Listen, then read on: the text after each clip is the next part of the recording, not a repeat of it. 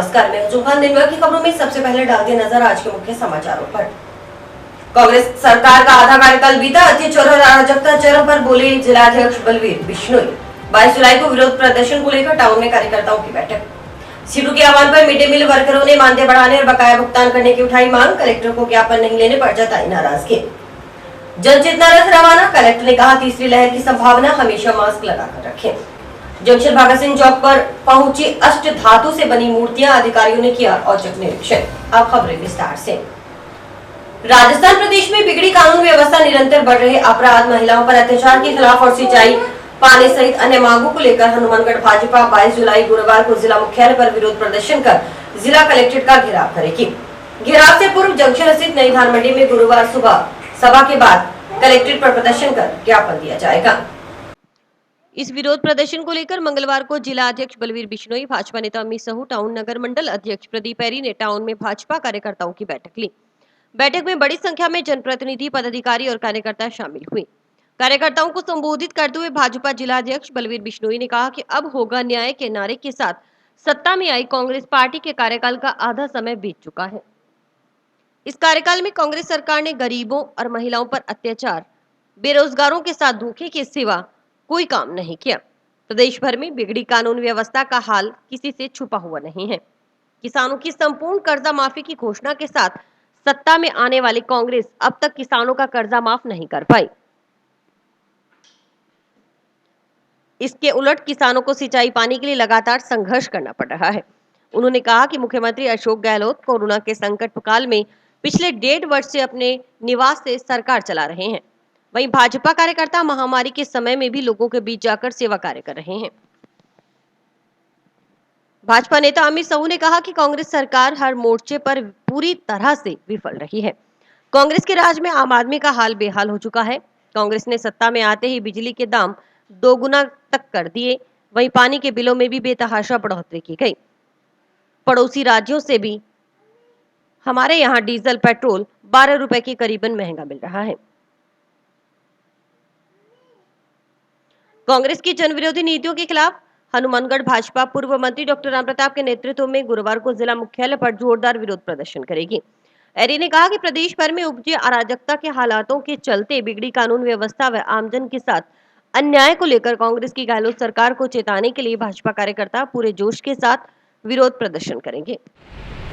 आज Bharatiya Janata party Hanumangarh junction नगर और Hanumangarh junction देहात और हनुमानगढ़ टाउन देहात की और हनुमानगढ़ शहर की चारों मंडलों की अलग अलग बैठक हुई और पूरे ज़िले में मंडलों की बैठक आज करीब करीब सभी जगह हो जाएगी।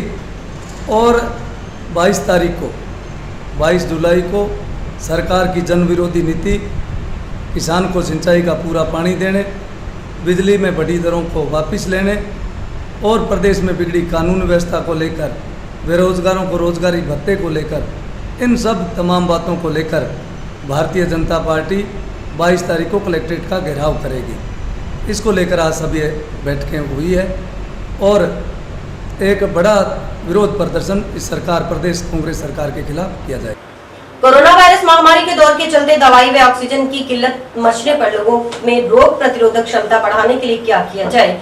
ऐसे में लोगों ने अपना इम्यूनिटी पावर बढ़ाने के लिए जड़ी बूटियों से तैयार काढ़े का सेवन शुरू कर दिया। औषधीय पौधों की एकाएक मांग बढ़ गई।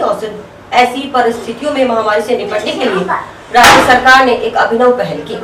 वन विभाग द्वारा नर्सरियों में औषधीय पौधे, तुलसी, कालमेघ, अश्वगंधा और गिलोय के पौधे तैयार करने की योजना बनाई गई। योजना के तहत मंगलवार को टाउन में वन विभाग ने कार्यशाला कर लोगों को जागरूक किया। घर घर औषधि योजना को लेकर मंगलवार को वन विभाग के टाउन उप कार्यालय में ब्लॉक स्तरीय कार्यशाला का आयोजन किया गया। वन विभाग की ओर से आयुर्वेद विभाग के सहयोग से आयोजित कार्यशाला में मौजूद रेंज अधिकारी व आमजन को औषधीय पौधे, कालमेघ, अश्वगंधा, तुलसी, गिलोय के औषधीय गुणों की जानकारी दी गई। डॉक्टर तीर्थ शर्मा ने बताया कि इन औषधीय पौधों के सेवन से क्या क्या फायदे हैं और यह कैसे स्वास्थ्य को सही तरीके से तंदुरुस्त रखते हैं। वन विभाग के एसीएफ राजीव गुप्ता ने कार्यशाला को संबोधित करते हुए बताया कि घर घर औषधि योजना राजस्थान सरकार की महत्वाकांक्षी बजट घोषणा का हिस्सा है, जो एक स्वास्थ्य वर्धक कार्यक्रम है। इसमें पिछले 2 सालों में कोरोना महामारी के दृष्टिगत सभी के स्वास्थ्य के संरक्षण के लिए घर के अंदर किन औषधीय पौधों की सहायता से हम अपने स्वास्थ्य को ठीक कर सकते हैं। इसको देखते हुए 4 प्रजातियों के औषधीय पौधे, हर प्रजाति के 2-2 पौधे राजस्थान सरकार की तरफ से आगामी 5 वर्षों में प्रत्येक परिवार को 3 बार निःशुल्क प्रदान किए जाएंगे। कुल मिलाकर 24 औषधीय पौधे हर परिवार को निःशुल्क उपलब्ध करवाए जाएंगे। गुप्ता ने बताया कि इस वर्ष हनुमानगढ़ जिले में 14,74,000 औषधीय पौधे तैयार किए जा रहे हैं, जो कि जिले के आधे परिवारों को निःशुल्क वितरित किए जाएंगे। अश्वगंधा है, इसको आप चूर्ण रूप में, इसको आप लिक्विड रूप में ले सकते हैं। ये आपके अंदर वीकनेस को दूर करेगा, ये आपकी इम्यूनिटी पावर को बढ़ाएगा। और आज इम्यूनिटी पावर की सबसे ज़्यादा ज़रूरत है। व्यक्ति ये चाहता है कि मैं 24 घंटे अपने आप को दुरुस्त महसूस करूँ। जो अनिद्रा की बीमारी है, लोगों को आजकल जीवन के टेंशन से नींद नहीं आ रही है, तो नींद ना आए, ज़्यादा दिमाग में एंग्जाइटी रहती है, ज़्यादा टेंशन रहती है, ज़्यादा थकावट, वीकनेस महसूस करता है, तो ऐसी जगहों पर अश्वगंधा बहुत ही अच्छा अपना रोल निभाता है। अश्वगंधा का पाउडर आप खाना खाने के बाद नित्य प्रति आधा चम्मच लीजिए, या अश्वगंधा रिष्ट के रूप में कीड़े की दवाई आती है, वो आप 2 चम्मच सुबह शाम ले सकते हैं। तो अश्वगंधा निश्चित रूप से आपके नर्वस सिस्टम को मजबूत करेगा, आपके स्वास्थ्य को, चाहे वो शारीरिक हो चाहे वो मानसिक हो, उसको तंदुरुस्त करेगा। तो अश्वगंधा भी बहुत ही महत्वपूर्ण औषधि है। तो इसीलिए राजस्थान सरकार ने इसको 4 बहुमूल्य औषधियों में से एक के रूप में स्थान दिया है। दुनिया के अंदर जो 2 बड़ी लोबियाँ मानी जाती है, सबसे बड़ी लोबी एक तो हथियार लोबी मानी जाती है, एक फार्मा लोबी मानी जाती है। फार्मा लोबी दवा बेचने के लिए कुछ भी कर सकती है, आदमियों पे एक्सपेरिमेंट करती है, आदमी मरते हैं, बच्चे मरते हैं, उसको कोई मतलब नहीं है। उन्होंने इतना बड़ा बाजार बना दिया कि डायबिटीज़ और हाइपरटेंशन, ब्लड प्रेशर का हर घर में मरीज पहुँचाया। तो उन्होंने एक पैरामीटर सेट कर दिया, इससे ज़्यादा है तो आपका हाइपरटेंशन है। आप जब तक कोई बीमारी नहीं है, आप ठीक हो, जाके चेक भी नहीं करवाओगे आपका हाइपरटेंशन है या नहीं, आपको महसूस भी नहीं होगा। जाते ही आपका हाइपरटेंशन शुरू हो गया और उसके तनाव में भी आपको ब्लड प्रेशर बढ़ गया, तो उसके लिए दवाइयाँ 20 तरह की हैं। एक दवाई आप लेते जाओ, 6 महीने बाद वो बदलनी पड़ती है। आयुर्वेद में समस्या क्या है, शायद वैद्य जी भी सहमत होंगे, हमारे यहाँ इंडिया में रिसर्च नहीं है। उन प्रोडक्ट पे रिसर्च होती है, इंटरनेशनल जर्नल में उनके पेपर छपते हैं, उनसे हमारे डॉक्टर प्रभावित होते हैं और वो मार्केटिंग कंपनियां उनका यूज़ करती हैं। वो बहुत बड़ा एक जाल है। जैसे डायबिटीज़ का ही मैं बता दूं भी, अपने यहाँ जो पैरामीटर दे रखा है, उस पैरामीटर के आम आदमी मिल जाएंगे, लेकिन वो गौर ही नहीं कर रहे, चलने दे रहे हैं। आज यहाँ घर घर औषधि योजना की ब्लॉक स्तरीय कार्यशाला है। इसके बारे में प्रचार प्रसार करके और लोगों को जागरूक करने का है। इसमें 4 प्रजातियां हैं। राज्य सरकार की महत्वाकांक्षी योजना है घर घर औषधि योजना। इसमें तुलसी, गिलोय, अश्वगंधा और कालमेघ, इन 4 प्रजातियों के बारे में, इनके उपयोगों के बारे में जानकारी दी जा रही है। इसमें हमारे वन विभाग के साथ आयुर्वेद विभाग के डॉक्टर हैं, डॉक्टर तीरथ शर्मा। तो ये जो है ना, ये इन्होंने बड़े विस्तार से इसके बारे में जानकारी दी है और हम भी उस बारे में जानकारी दी है हमने भी कि भी हमारा वन विभाग का क्या प्रोग्राम है, किस तरह पौधों को वितरित करना है। तो ये सब इसके बारे में कार्यशाला है। जंक्शन बाईपास के पास ट्रैक्टर ट्रॉली की चपेट में आने से सोमवार शाम को एक युवक की मौके पर ही मौत हो गई। पुलिस जानकारी के अनुसार परिवादी केवल ने बताया कि उसका लड़का महेंद्र रेहड़ी लेकर जा रहा था। इसी दौरान सैन धर्मशाला के पास पहुंचा तो पीछे से आ रही तेज गति से ट्रैक्टर ट्रॉली ने टक्कर मार दी, जिससे युवक की मौके पर ही मौत हो गई। पुलिस ने शव को जिला अस्पताल की मोर्चरी में रखवाया।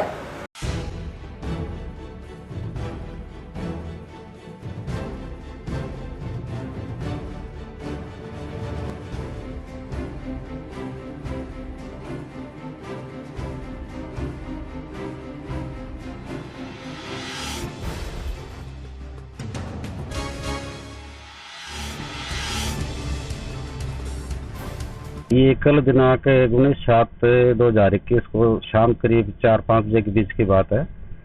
परिवादी केवल ने बताया कि मेरा लड़का महेंद्र, उम्र करीब 26 साल, जो रेडी लेकर के जा रहा था, और जो रेडी लेकर के सैन धर्मशाला के पास सड़क आम पर पहुंचा तो पीछे से एक ट्रैक्टर ट्रॉली चालक ने पीछे से इसके टक्कर मार दी। टक्कर मारने से ट्रॉली पलट गई और पलटने से इसके चोटें लगी। चोटें लगने से इसकी महेंद्र कुमार की मौत हो चुकी है, जिसका प्रकरण दर्ज किया जा चुका है। वह राजकीय चिकित्सालय हनुमानगढ़ टाउन में डेड बॉडी का पोस्टमार्टम करवाया जा चुका है और लाश से अंतिम संस्कार हेतु वर्षार की सुपुर्द की गई है। प्रकरण में क्या दर्ज किया था? प्रकरण में एक्सीडेंट की धारा 279 304 IPC में दर्ज किया गया। लापरवाही हाँ, ट्रैक्टर चालक ने लापरवाही व तेज गति से चला करके रेडी चालक के पीछे से टक्कर मारी है, जिससे ट्रॉली पलट गई और पलटने से नीचे दबने से व चोट लगने से मृतक की मौत हो गई। ट्रैक्टर चालक कहाँ फरार है या? अभी ट्रैक्टर चालक नहीं आया है, ट्रैक्टर ट्रॉली वगैरह है जो वजह सबूत वो थाने में ले आए, लेकिन ट्रैक्टर चालक अभी नहीं आया। अब जंक्शन स्थित भगत सिंह चौक शीघ्र ही बदले हुए लुक में नजर आएगा। इससे शहर का सौंदर्यकरण तो बढ़ेगा ही, साथ ही शहर में हादसों पर भी अंकुश लगेगा। इस चौक पर अष्ट धातु से बनी जयपुर की मूर्तियां स्थापित होंगी। मंगलवार को जयपुर से मूर्तियां हनुमानगढ़ पहुंच चुकी हैं। इसके लिए नगर परिषद के अधिकारियों ने निरीक्षण कर व्यवस्थाओं का जायजा लिया। जंक्शन शहर के हृदय स्थल शहीद भगत सिंह चौक के नजदीक निर्मित हो रहे आइलैंड पार्क में लगाने के लिए जयपुर से 7 मूर्तियां पहुंच चुकी हैं। जल्द ही इन मूर्तियों को आइलैंड पार्क में स्थापित किया जाएगा। इससे शहर के सौंदर्यकरण में इजाफा होगा। मंगलवार को नगर परिषद अधिकारियों ने मिस्त्री लगाकर पार्क में मूर्तियां स्थापित करने के लिए नींव आदि भरवाने का कार्य शुरू करवाया। इस दौरान नगर परिषद के अधिशासी अभियंता अजय कुमार, कनिष्ठ अभियंता मेघराज गर्ग, विनोद कुमार पचार मौजूद थे। जयन मेघराज गर्ग ने बताया कि नगर परिषद की ओर से शहीद भगत सिंह चौक के नजदीक टेम्पो स्टैंड के पास आइलैंड पार्क का निर्माण करवाया जा रहा है। पार्क में वर्तमान में मूर्ति स्थापना का कार्य किया जा रहा है। आइलैंड पार्क के निर्माण के लिए नगर परिषद की ओर से करीब 50 लाख रुपए की लागत से निविदा जारी की गई थी। मूर्ति बनाने का कार्य जयपुर के प्रख्यात मूर्तिकार को आवंटित किया गया था। मूर्तिकार की ओर से अष्ट धातु से निर्मित 7 मूर्तियां बनवाकर भिजवा दी गई हैं। ये 7 मूर्तियां क्षेत्र की संस्कृति के आधार पर कालबेलिया नृत्य प्रस्तुत करने वाले कलाकारों की तैयार की गई हैं। इन मूर्तियों को लगाने के लिए मंगलवार को मिस्त्री लगाकर फाउंडेशन आदि का कार्य किया गया। अब इन मूर्तियों को जल्द ही आइलैंड पार्क में स्थापित किया जाएगा। मूर्तियां स्थापित होने से शहर का सौंदर्यकरण बढ़ेगा। वहीं 4 मूर्तियां बेटी बचाओ बेटी पढ़ाओ का संदेश देने वाली तैयार करवाई जा रही हैं। उन मूर्तियों को भी पार्क में स्थापित किया जाएगा। उन्होंने बताया कि वर्तमान में शहीद भगत सिंह चौक का निर्माण कार्य भी प्रगति पर है। नगर परिषद की ओर से करीब 50 लाख रुपए की लागत से करवाया जा रहा चौक का जीर्णोद्धार कार्य करीब 3 माह में पूरा होने की उम्मीद है। चौक में पूर्व में स्थापित शहीद भगत सिंह की पत्थर की प्रतिमा की जगह धातु से निर्मित करीब 7.5 फीट ऊंची प्रतिमा लगाई जाएगी। शहीद भगत सिंह चौक का डिजाइन MNIT जयपुर से तैयार करवाया गया है। उसी डिजाइन के अनुसार चौक का निर्माण करवाया जा रहा है। यातायात को सुगम बनाने की नगर परिषद की ओर से चौक का MNIT जयपुर से डिजाइन तैयार करवाया गया है। चौक के चारों तरफ गोलाई में जोधपुरी पत्थर लगाया जाएगा। अंदर इंटरलॉकिंग की जाएगी, पौधारोपण किया जाएगा, फुटपाथ का भी निर्माण होगा और आकर्षक लाइटिंग भी लगाई जाएगी। आइलैंड पर मूर्तियां लगाने का कार्य किया जा रहा है, जिसके लिए जयपुर से प्रख्यात कलाकार से अष्ट धातु की 7 मूर्तियां बनाई गई है, जिसमें लोक संस्कृति को प्रदर्शित करते हुए ये मूर्तियां बनाई जाकर और अभी स्थापित करने का कार्य किया जा रहा है, जिससे शहर के सौंदर्यकरण में बहुत ही अच्छा रहेगा। कितनी लागत से बन रही है? ये 50 लाख रुपए की, लगभग 50 लाख रुपए की लागत से टेंडर निकाला गया था, जिसमें से कुछ मूर्तियां अभी कलाकार द्वारा दे दी गई है, शेष मूर्तियां भविष्य में आनी। मूर्तियों के लिए जो फाउंडेशन वगैरह का कार्य है, उसके लिए मिस्त्री वगैरह लगाए जा रहे हैं। साथ में मेरे अजय कुमार जी एक्शन, विनोद कुमार जी पचार और शुभम आर्किटेक्ट। कुशालदास यूनिवर्सिटी में जिला प्रशासन के संयुक्त तत्वावधान में वैक्सीन को लेकर फैली भ्रांतियों को दूर करने के उद्देश्य से मंगलवार को जन चेतना रथ की शुरुआत हुई। रथ को कलेक्ट्रेट से कलेक्टर नथमल डिडेल ने हरी झंडी दिखाकर रवाना किया। कलेक्टर नथमल डिडेल ने कहा कि कोरोना की तीसरी लहर की संभावना जताई जा रही है। इसे लेकर पहले भी सभी को सचेत होना पड़ेगा। वहीं कोरोना महामारी से बचने के लिए वैक्सीन लगाई जा रही है। कुछ लोगों में वैक्सीन को लेकर कुछ भ्रांतियां फैली हुई हैं। इससे बचने के लिए जन चेतना रथ को रवाना किया गया है। यूनिवर्सिटी के प्राचार्य ने बताया कि रथ 2 दिन तक जिला मुख्यालय पर प्रचार प्रसार करेगा। इसके बाद 7 उपखंडों में अलग अलग दिन रथ जाकर लोगों को जागरूक करेगा। इस दौरान वैक्सीन के प्रति फैली भ्रांति को दूर किया जाएगा। कलेक्टर ने कहा कि कोरोना काल में जिले में अनाथ हो गए बच्चों को यूनिवर्सिटी की ओर से निःशुल्क शिक्षा देने की अनूठी पहल की गई है। अब जन चेतना रथ को रवाना किया गया है। हनुमानगढ़ जिले में एक श्री खुशालदास विश्वविद्यालय यहाँ एक संचालित हो रहा है। विश्वविद्यालय के द्वारा पहले तो ये इनिशिएटिव लिया गया था कि कोरोना काल के दौरान जितने भी बच्चे अनाथ हो गए उनको विश्वविद्यालय प्रशासन की तरफ से निःशुल्क शिक्षा दी जाएगी, जो मैं समझता हूं कि इन परिवारों के लिए बहुत ही बड़ी हेल्प होगी, क्योंकि माननीय मुख्यमंत्री जी ने भी पूरी संवेदनशीलता दिखाते हुए इन ऐसे बच्चों के लिए जो अनाथ हो गए या विधवाओं के जो बच्चे हैं उनके लिए भी मुख्यमंत्री कोरोना सहायता के तहत पूर्ण पैकेज की घोषणा की गई है, जिसमें विधवा को तुरंत सहायता 1 लाख रुपए की मिलती है, 1500 रुपए की विधवा पेंशन शुरू हो जाती है, और जो बच्चे होते हैं उनको 2500 रुपए प्रति महीना जब तक वो 18 साल तक के होंगे तब तक मिलेंगे, और जब 18 साल के हो जाएंगे तब 5 लाख रुपए उनको एक मुश्त मिलेंगे। तो ये कोरोना जैसी महामारी के कारण जिन परिवारों ने अपने मुखिया को खो दिया या जो बच्चे अनाथ हो गए उनके लिए माननीय मुख्यमंत्री जी की तरफ से बहुत बड़ी सहायता है। और आज एक जन चेतना रथ को हम कलेक्ट्रेट से रवानगी कर रहे हैं, जो श्री कुशालदास विश्वविद्यालय की तरफ से अन्य उपखंडों में भी विभिन्न रथ चलाए जाएंगे। तो मैं समझता हूं कि वैक्सीनेशन के प्रति और कोरोना के प्रति, पहले वैक्सीनेशन के प्रति लोगों में थोड़ा ज्ञान का अभाव था, लेकिन अब अच्छा रेस्पॉन्स आ रहा है और जितने टिक्के अपने जिले को मिल रहे हैं वो उसी दिन शाम को पूरे कंज्यूम हो जाते हैं। परसों भी एक रिकॉर्ड बनाया था कि जिले में 45,000 से भी अधिक वैक्सीन लगाई गई है। तो लोगों में चेतना आ रही है, लोग समझ रहे हैं इसकी इम्पोर्टेंस को समझ रहे हैं। साथ में ही कोविड अप्रोप्रिएट बिहेवियर की अभी पालना करना जरूरी है, क्योंकि विभिन्न माध्यम ये बता रहे हैं कि कोरोना की तीसरी लहर की संभावना है। विभिन्न विकसित देशों में भी तीसरी लहर को देखने को मिल रहे हैं, कोरोना केसेस बढ़ते जा रहे हैं। तो मैं आपके माध्यम से निवेदन करना चाहूंगा सभी लोगों से कि जब भी वो पब्लिक प्लेसेज पे जाएं, कहीं पे भी जाएं, कोविड अप्रोप्रिएट बिहेवियर यानी कि हमेशा मास्क लगाना, हाथों को सैनिटाइज करना, दूरी बनाए रखना, इसकी पालना जरूर करें। आज मैं समझता हूँ एक बहुत ही एक सार्थक एक एफर्ट है कुशालदास यूनिवर्सिटी की तरफ से। उन्होंने एक जन चेतना रथ यहाँ से रवाना किया, कलेक्टर साहब ने भी हरी झंडी देकर उसको रवाना किया। उसका मेन मकसद ये लोगों में ये चेतना लाना कि कोरोना के विरुद्ध अगर लड़ाई किसी लड़नी है, अगर कामयाब होना है तो वैक्सीनेशन ही एकमात्र उसका उपाय है। मास्क पहनना, वैक्सीनेशन लगाना। और मेरे को इस बात के कहने में प्रसन्नता भी है कि लोग इस बात को समझ भी रहे हैं। जो हर एक जगह देखने को मिल रहा है, वैक्सीनेशन सेंटर्स पर लोगों की भीड़ उमड़ रही है, हर एक आदमी वैक्सीन लगाना चाहता है। पर फिर भी कुछ ऐसे लोग हैं, ऐसा एक वर्ग है जो ये समझता है कि वैक्सीनेशन लगवाने से हमें कोई साइड इफेक्ट हो जाएगी, बॉडी में हमारे कुछ नुकसान हो जाएगा। तो ऐसे लोगों को ये समझाने का है भी इससे कोई नुकसान नहीं है, नहीं लगाओगे तो नुकसान है, वैक्सीनेशन से कोई नुकसान नहीं है। तो ये जन चेतना रथ उस तरफ एक सार्थक कदम है। श्री कुशालदास विश्वविद्यालय एवं जिला प्रशासन के संयुक्त तत्वाधान में आज कोरोना जन जागृति हेतु एक रथ संचालित हनुमानगढ़ उपखंड के लिए किया गया है।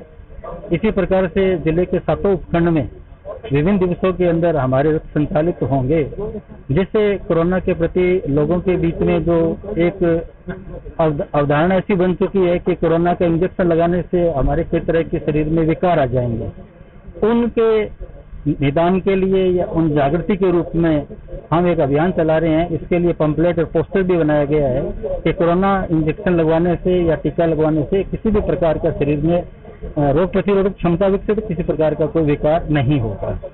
इसी क्रम में आज जिला कलेक्टर महोदय ने हमारे यहाँ से रथ को संचालित करने का शुभारंभ किया और यह 2 दिन हनुमानगढ़ टाउन और जंक्शन में घूमेगा। इसके बाद में तहसील हेडक्वार्टर के ऊपर ये रथ संपर्क करते हुए वहाँ के आम पब्लिक के बीच में पोस्टर एवं पंपलेट वितरण किए जाएंगे। इस अवसर पर मैं सभी मीडिया बंधुओं को एवं जिला प्रशासन का आभार व्यक्त करता हूँ कि उन्होंने व्यस्तम समय में हमें योग दिया। शिक्षा विभाग के मंत्रालय कर्मचारियों को टीकाकरण से मुक्त किया जाए, इस आशय की मांग का ज्ञापन मंत्रालय कर्मचारियों ने मंगलवार को सीबीओ को सौंपा। इससे पहले मंत्रालय कर्मचारियों की बैठक हुई। बैठक में वक्ताओं ने बताया कि मंत्रालय कर्मचारियों की सप्ताह में 2 से 3 बार टीकाकरण में ड्यूटी लगाई जाती है, इससे अन्य कार्य प्रभावित होते हैं। इस संबंध में सीबीओ को अवगत करवाकर टीकाकरण कार्य से मुक्त करवाने की मांग की गयी।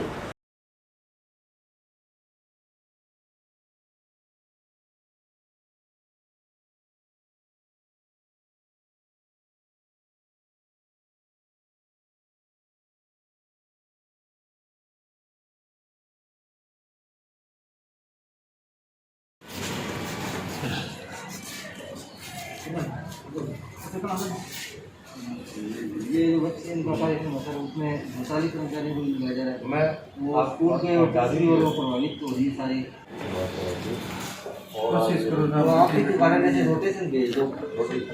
शिक्षा विभाग के मंत्रालय कर्मचारी इस विद्यालय में मीटिंग थी, श्रीमान सीबीओ साहब से हम मिलने आए थे। उनको ये अवगत कराया गया कि शिक्षा विभाग के कार्यक्रम जो मंत्रालय कर्मचारी है उनकी जो वैक्सीनेशन कार्यक्रम चल रहा है, टीकाकरण का कार्यक्रम जो है इसमें कोविड-19 में, तो उसके तहत इनकी बार बार सप्ताह में 3-4 बार ड्यूटी लगाई जाती है। तो इस दौरान जो सप्ताह में जो है टीसी का कार्यक्रम, प्रवेश महोत्सव और अन्य कार्य जो है वो प्रभावित होते हैं और प्रिंसिपल से इनके दबाव में जो कार्य करना पड़ता है इनको, कि प्रिंसिपल ये कहते हैं विद्यालय में नहीं आए क्योंकि ये वैक्सीनेशन में होते हैं। तो इस चीज को लेकर विवाद बढ़ रहा है। तो हमने सीबीओ साहब को इस अवगत कराया है कि शिक्षा विभाग के मंत्रालय कर्मचारियों को टीकाकरण से मुक्त किया जाए, क्योंकि सप्ताह में 4 बार जो दोहराई जाती है कार्यक्रम, तो उसमें अन्य विभागों के कर्मचारियों की जो कनिष्ठ है क्या उनको लगा दी जाए, क्योंकि हनुमानगढ़ में जो है वो जिला हेडक्वार्टर पर काफी कर्मचारी संख्या मौजूद है। तो शिक्षा विभाग के कर्मचारियों को न लगा करके अन्य कर्मियों को लगाया जाए। इस मांग को लेकर के आज हम जो है इसकी एकत्रित होकर के सीबीओ साहब को ज्ञापन दिया है और उस संबंध में श्रीमान जिला कलेक्टर महोदय से हम मुलाकात करेंगे, सामान लिया है हमने वहाँ। टाउन स्थित राजकीय उच्च माध्यमिक विद्यालय में मंगलवार को ब्लॉक स्तरीय निष्पादन समिति की बैठक आयोजित हुई। इसमें नामांकन, प्रवेशोत्सव, निःशुल्क पाठ्य पुस्तकें आदि पर चर्चा हुई। वक्ताओं ने जानकारी देते हुए संस्था प्रधानों से स्कूलों में अधिक से अधिक नामांकन बढ़ाने और सामाजिक उत्तरदायित्व का निर्वहन करने की बात कही। इसके अलावा ड्रेस कोड, आरटीई, शिक्षा की गुणवत्ता, निःशुल्क पाठ्य पुस्तकों के संदर्भ में चर्चा की गई। स्कूल भी जो है वो चेक हुए, जो है सुंदर के उद्देश्य से भी कुछ अधिकारी जो है लगातार पहुंच रहे हैं। जहाँ सभी आप लोग जानते हैं, समझते हैं, उन बातों को छोड़ के मैं जो है कुछ एक विशेष बिंदुओं पे आप लोगों का ध्यान आकर्षित करना चाहूँगा कि जब फील्ड में स्कूल में मॉनिटर करते हैं और काम किया हुआ और फिर भी अपने को कुछ सुनने को मिले, तो उसके कुछ छोटे छोटे कारण होते हैं जिन पे हम किसी कार्य में व्यवस्था के कारण ध्यान नहीं दे पाते। सबसे पहले तो ये है कि हमें ये चीज़ को समझना होगा कि पीओ स्कूल ही में काम नहीं करना, उसको पूरे पंचायत परिक्षेत्र में काम करना है। और वो जो छोटे स्कूल है उनकी भी मॉनिटरिंग होती है, तो उनकी जो मीटिंग्स वगैरह, सबसे बड़ा बात यह है कि काम तो आदमी इच्छा से करता है, लेकिन ये हमारी ड्यूटी बनती है कि उसको इस पूरे प्रक्रिया की जानकारी हो, ये पहुंचाना हमारा काम है। तो जैसे ही आप लोगों की पीओ स्तरीय मीटिंग होती है, तो जो अपना 20 जून वाला जो परिपत्र है वो परिपत्र उन तक पहुँचाएँ। कम से कम वहाँ छोटे जो शालाएँ हैं, उनके जो संस्था प्रधान है, अध्यापक है, उनका उन प्रपत्र के बारे में पता हो। जब वो कोई अधिकारी जाता है, अनभिज्ञता जाहिर करता है, तो उसके बाद में उसके काम का जो है ना आकलन करने का तरीका बदल जाए। राजकीय उच्च माध्यमिक विद्यालय हनुमानगढ़ टाउन में ब्लॉक स्तरीय निष्पादन समिति की बैठक हुई। श्रीमान सीबीओ साहब की अध्यक्षता के अंदर बैठक हुई। तो आज जो मकसद होता है सर, जिला कलेक्टर साहब के आदेशानुसार ये बैठक आयोजित की जाती है। इसमें नामांकन, प्रवेशोत्सव, निःशुल्क पाठ्य पुस्तकें, स्माइल 3.0, आओ घर में सीखें, सभी कार्यक्रमों पर विस्तृत चर्चा की गई और समस्त संस्था प्रधान माध्यमिक विद्यालय, उच्च माध्यमिक विद्यालय ब्लॉक हनुमानगढ़ के उपस्थित रहे, जिनको पूरी बातें बताई गई और जो सरकार की गाइडलाइन है कोविड के निर्देशानुसार सारी योजनाओं को किस तरह से क्रियान्वित करना उसके बारे में विस्तार से बताया गया। मिड डे मील वर्कर ने सीटू के आह्वान पर अपनी विभिन्न मांगों को लेकर कलेक्ट्रेट पर प्रदर्शन किया। इस दौरान वर्करों ने सरकार के खिलाफ नारेबाजी की। इसके बाद कलेक्टर को ज्ञापन सौंपा, मगर कलेक्टर की ज्ञापन नहीं लेने पर नाराजगी जताई। इस पर सीटू के कार्यकर्ताओं ने कहा कि कलेक्टर ने ज्ञापन नहीं लेकर महिलाओं का अपमान किया है, इसे किसी भी सूरत में सहन नहीं किया जाएगा। नहीं, कलेक्टर की गुंडागर्दी चल रही है, महिलाएं आई है गर्मी में खड़ी है,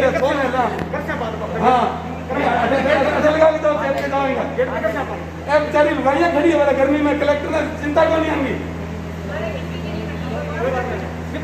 नहीं बात ठग रहा यार,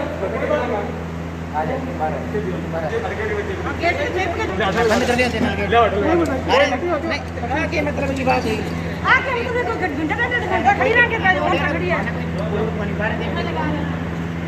कोई जरूरत को नहीं पता लग जाएगा, जरूरत को तो जरूरत बता देना किया को नहीं सिर्फ तू आजा जरूरत बता दे सके। कलेक्टर मुर्दाबाद, हनुमानगढ़ का कलेक्टर मुर्दाबाद, महिलाओं को अपमान करने वाला कलेक्टर मुर्दाबाद। महिलाओं के साथ बदतमीजी करने वाला कलेक्टर मुर्दाबाद। कलेक्ट्रेट पर एकत्रित हुई वर्करों ने सरकार की नीतियों के खिलाफ नारे लगाकर विरोध जताया। सीटू कार्यकर्ताओं ने कहा कि राज्य की सरकारी व सरकारी सहायता प्राप्त स्कूलों में 32,000 के करीब मिड डे मील वर्कर्स काम कर रहे हैं, जिन्हें वेतन के नाम पर अभी भी बहुत ही कम मानदेय के काम करना पड़ रहा है। ऐसे में उनका गुजारा संभव नहीं। वक्ताओं ने कहा कि मिड डे मील वर्कर्स के मानदेय में तुरंत बढ़ोतरी की जाए और इसे हरियाणा सरकार के न्यूनतम वेतन बराबर किया जाए। वेतन 12 महीने मिले।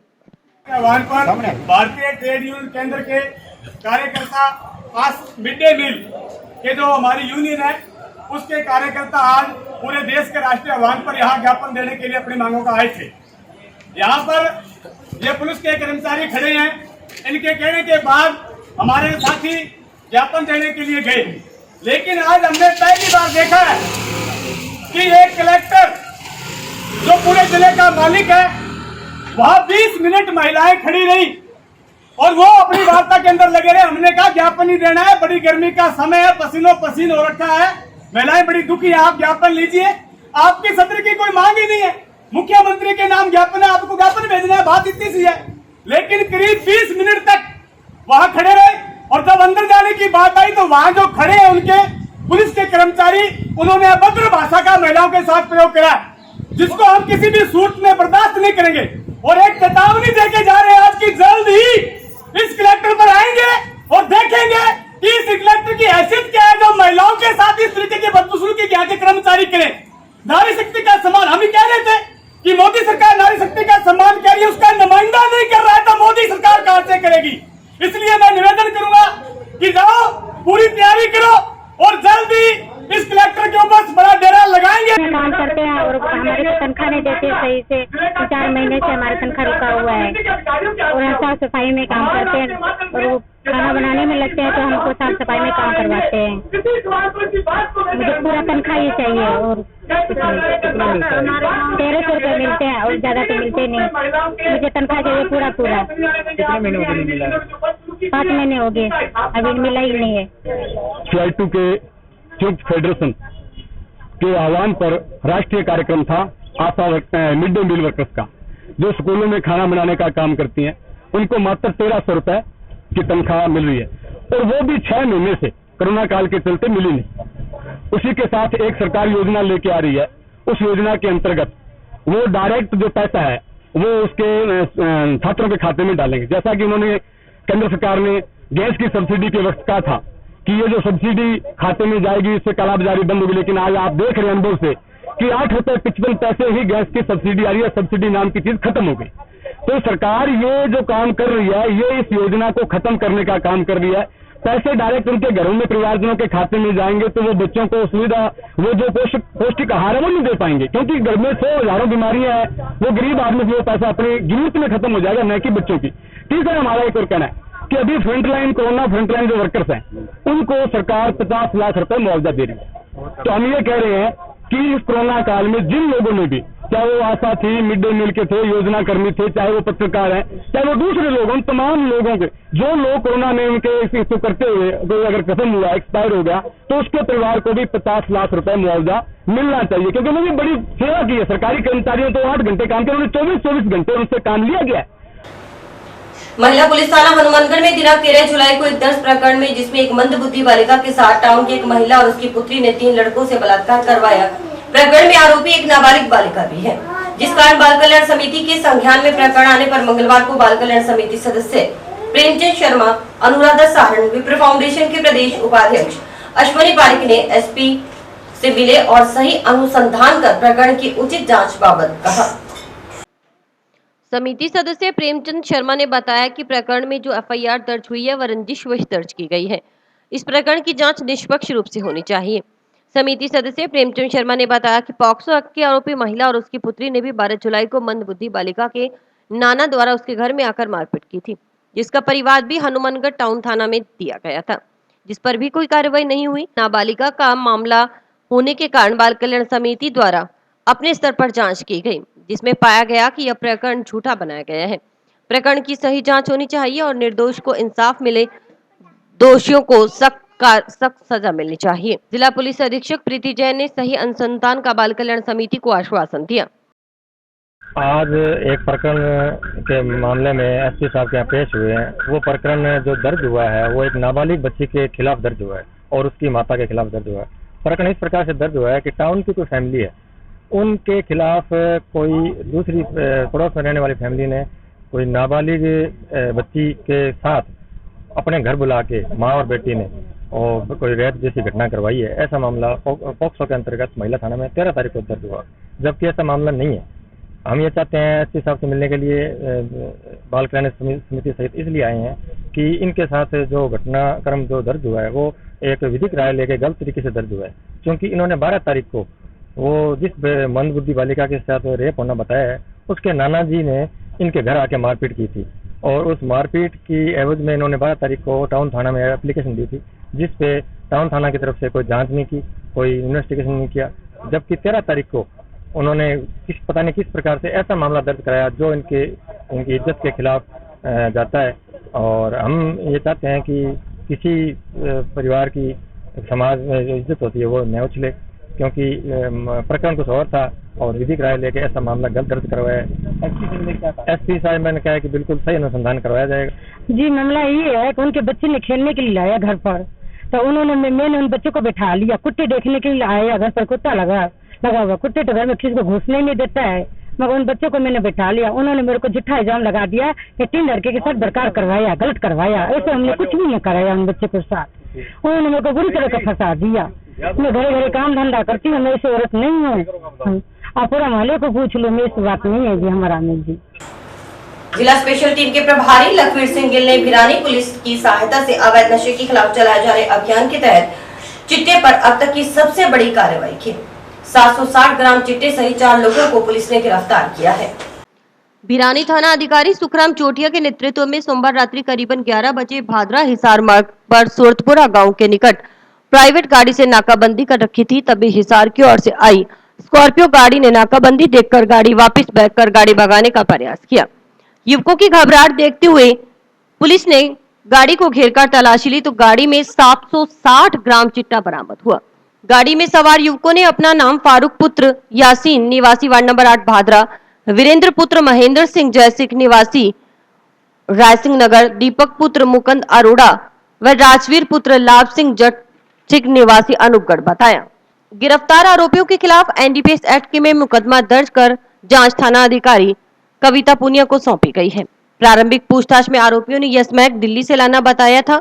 ये लोग स्मैक की सप्लाई देने का कार्य करते हैं। जांच अधिकारी कविता पुनिया ने बताया कि गिरफ्तार आरोपियों को न्यायालय में पेश कर 27 तक पीसी रिमांड लिया गया है। इस दौरान इनसे गहनता से पूछताछ की जाएगी। ये अपने क्या है, पुलिस मुख्यालय की तरफ से विशेष अभियान है, ऑपरेशन प्रहार, ऑपरेशन संजीवनी, जो खास करके अवैध मादक पदार्थ इनके खिलाफ चलाया जा रहा है। कोई पीने वाला है, देने वाला है, इसी हिसाब से इसी एवज में कल भिरानी थाना ने एक कार्रवाई की है चिट्टा की। 760 ग्राम चिट्टा बरामद की है, जिसकी तफ्तीश SHO द्वारा की जा रही है। 4 लोग हैं। फारूक है जो कायम खानी बास वार्ड नंबर 8 मुसलमान, उम्र 40 साल है, ये अपने भादरा इलाके का रहने वाला। 3 लोग हैं इनमें जो गंगानगर जिले के हैं। एक वीरेंद्र है, दीपक और एक राज। इन 4 का आज पीसी रिमांड किया गया है। 7 दिन का पीसी रिमांड दिया है। अभी दिल्ली से लेके आना बता रहे हैं, जिसके संबंध में गहनता से तफ्तीश की जाएगी। दिल्ली जाकर पता लगाया जाएगा कि ये किस जगह से लेके आए हैं और कहाँ देने की फिराक में थी। वो मेरे लिए एक तफ्तीश का बिंदु है। और इसी के साथ समाचार समाप्त हुए। रोजाना देखते रहिए समाचार। नमस्कार।